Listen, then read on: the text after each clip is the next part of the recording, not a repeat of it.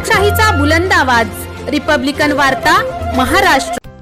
बातमी आहे वनी नाशिकमधून दिनांक 16 ऑगस्ट 2024 रोजी ग्रामपंचायत कार्यालय सप्तशृंगी गड येथे ग्रामसभा झाली असून त्यात ग्रामस्थांच्या वतीने सौ संगीताताई मुरकुटे यांनी श्री क्षेत्र सप्तशृंगी गडावरील बहुतांश ग्रामस्थांची माहितीच्या अधिकारात माहिती मागितली आहे। परंतु सदर ग्रामसभेत सर्वानुमते वैयक्तिक माहिती न देण्याच्या ठरावास मंजुरी मिळालेली आहे।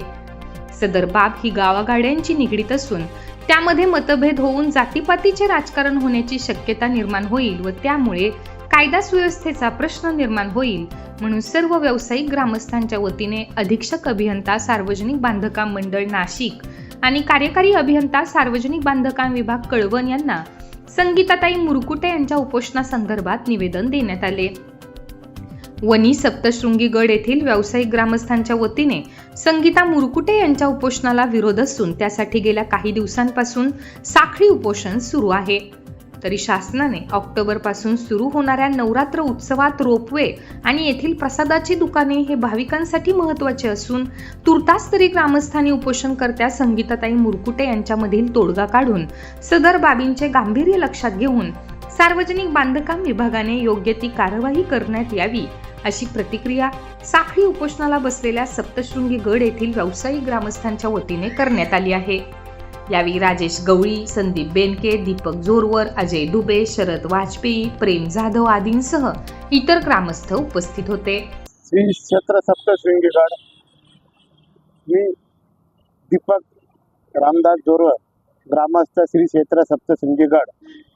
उपोषणाला बसायचं कारण हे का सिन्नर येथील संगीताताई मुरकुटे हे शिवशाणा संघटनेचे अध्यक्ष आहे। ते आमच्या विरोधात 12-13 दिवसापासून रोपवेच्या विरोधात उपोषणाला बसले आहे व त्यांचं म्हणणं असं आहे का तिथले जे स्थानिक स्टॉल आहे, दुकानं आहे, हे अनलिगल आहे बा।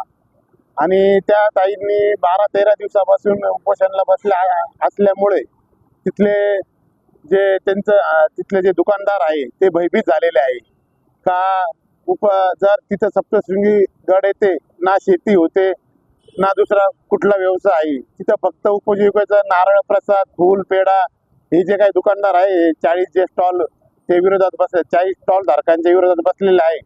यांच्या या दुकानाशिवाय दुसरा पर्याय नाही। आणि ताईंचं म्हणणं असं झालं का तिथले ते रोपे हा अनलिगल आहे, तिथले दुकानं अनलिगल आहे, रोपे 300 आदिवासी कर्मचारी कामाला आहे आणि या दुकानाचे 300 लोक असे जवळपास 1000 ते 500 लोकांना उपासमारीची वेळ येईल ताईंनी जे उपोषण केले त्यामुळे। तर आम्ही ताईंचं म्हणणं झालं का ते दुकानं तुम्ही काढा, ते वारंवार पत्रव्यवहार करताय शासनाला, शासन आम्हाला पत्रव्यवहार करतंय, पण हे जे दुकानाविषयी जो पत्रव्यवहार झाले आहे हा दुकानाचा विषय हा न्यायप्रविष्ट आहे आणि त्यांना जे पण त्यांनी मागण्या केलेल्या आहे रोपवेच्या विरोधात, रोपवे बंद करायचं हे करायचं आहे, तर त्यांना आपले सार्वजनिक बांधकाम विभाग यांनी त्यांना लेखी वारंवार उत्तर देऊनही ते परत आहे ह्याच्या मुद्द्यावर ते परत बसलेले आहे।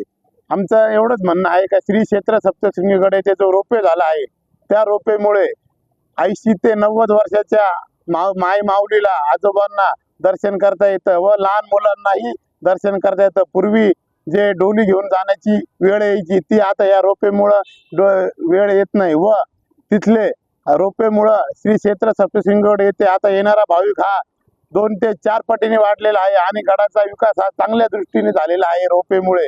तरी ताईंना तिथं असं काय आढळलं का ते म्हणता रोपे बंद करा, तिथले दुकानं काढा, हा रोपे अनलिगल आहे। आम्ही 30 ते 40 वर्षापासून तिथं स्थायिक आहे, आमचे आजोबा पंजोबापासून आम्ही तिथं स्थायिक आहे। त्यांनी जे रोपेवाल्यांनी जे दुकानं दिले आहे ते तिथले स्थानिकांना दिले आहे, बाहेरचा एकही नाही। पण ताईचं म्हणणं आहे का ही दुकानं अनलिगल आहे, हे खाली करा।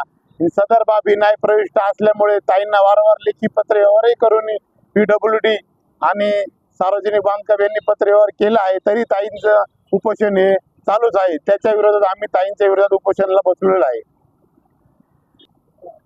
आम्ही जे उपोषणाला बसलो आहे ते पुरा शासनाच्या जी परवानगी लागली ते परवानगी घेऊनच उपोषणाला बसलेलो आहे।